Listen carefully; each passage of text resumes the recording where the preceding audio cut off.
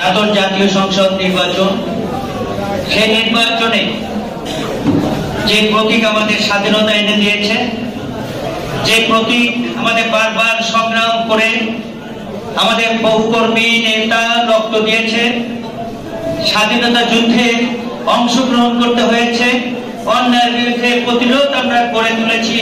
এই একটা অবস্থার মধ্য দিয়ে সেই প্রতীক আগামী 7 তারিখে যে নির্বাচন, দ্বাদশ নির্বাচন, সেই সংসদ নির্বাচনে আমাদের সেই নৌকা প্রতীক নিয়ে আলহাজ আব্দুল মোমিন মন্ডল, তাকে দলনেত্রী সভাপতি, সম্মানিত সভাপতি এবং উপস্থিত সাংবাদিক ভাইরা, উপস্থিত বেলকুচি উপজেলা আওয়ামী লীগের সম্মানিত নেতৃবৃন্দ এবং ইউনিয়নের নেতৃবৃন্দ, সহযোগী সংগঠনের নেতৃবৃন্দ এবং আজকের উপস্থিত সকল পর্যায়ের নেতৃবৃন্দ, সবাইকে বেলকুচি উপজেলা আওয়ামী লীগের পক্ষ থেকে জনাব আসসালামু আলাইকুম।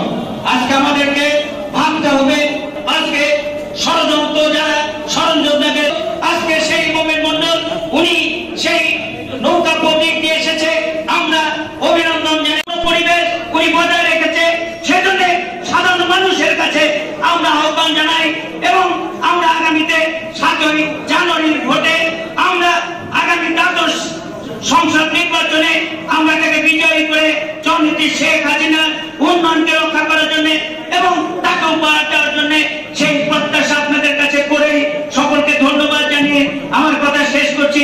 জয় বাংলা, জয় বঙ্গবন্ধু, জয় হোক আপনাদের, জয় হোক নৌকা।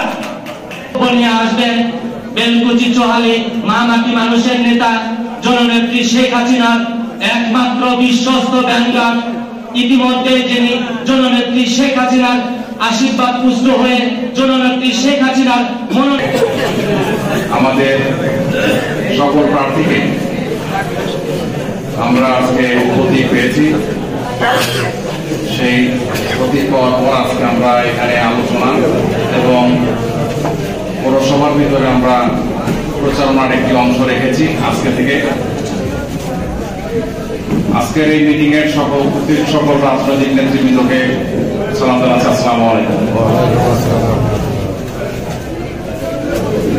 বক্তব্য আমরা মাঠে দেব।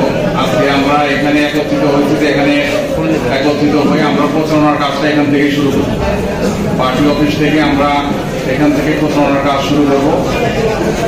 এই জন্য সকলে আমরা এখানে একত্রিত হয়েছি। প্রতি দ্বিতীয়বার দিন আমাদের Eid in style with our exclusive Eid collection. Make this Eid a truly special one with Big Boss in. আমি নেতৃবৃন্দদেরকে ধন্যবাদ জানাই যে তাদের সকলের আন্তরিক প্রচেষ্টার কারণে, সহযোগিতার কারণে এই নির্বাচনী এলাকার যে উন্নয়নের যে প্রতিশ্রুতি মাননীয় নেত্রী তিনি দিয়েছিলেন সমগ্র বাঙালি বাংলাদেশে, সেটা আমরা পর্যায়ক্রমে সেটা আমরা ফুলফিল করেছি। এখনো অনেক প্রকল্প প্রক্রিয়াধীন অবস্থায় আছে এবং এগুলা ইনশাল্লাহ প্রত্যেকটা কাজই টেন্ডার হয়ে গেছে, এগুলা সময় মতো শেষ হয়ে যাবে। আমি বলতে চাই যে আমাদের এই নির্বাচনী এলাকার সমগ্র দেশেই আমরা জানি যে এখানে বিএনপি জামাত নির্বাচনে অংশগ্রহণ না করার জন্য নেত্রী তিনি যখন আমাদেরকে মনোনয়ন দেন, সেদিন তিনি সকালে তিনি আমাদের তার বাসভবনে ডাকেন এবং সেদিন তিনি পরিষ্কারভাবে বলেন যে যারা প্রার্থী তারা যেন ডামি প্রার্থী রাখে এবং যারা স্বতন্ত্র নির্বাচন করবে, যারা ইতিমধ্যে প্রার্থী হয়েছে তাদেরকে যেন নিরুৎসাহিত না করা হয়। এটাই তার বক্তব্য ছিল।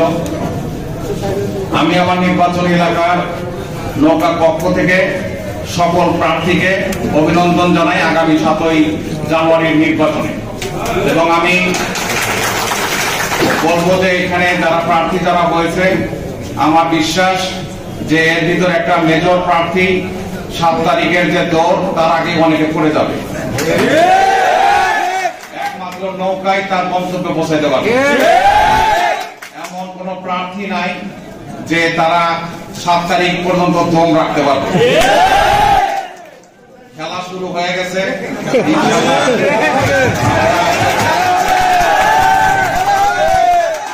সকল নেতৃবৃন্দকে আমি আন্তরিকভাবে ধন্যবাদ জানাই। এবং আমরা আচরণ বিধি যেটা আছে, মাননীয় নেত্রী তিনি বারবার তাগিদ দিয়েছেন, আমরা যারা প্রার্থী আমাদেরকে মেসেজ দিয়েছেন, আচরণ বিধি মেনে আগামী জাতীয় নির্বাচন সকলকে সুন্দরভাবে আমরা উৎসাহের মাধ্যমে আমরা এই নির্বাচন ইনশাল্লাহ করব। ঠিক আছে?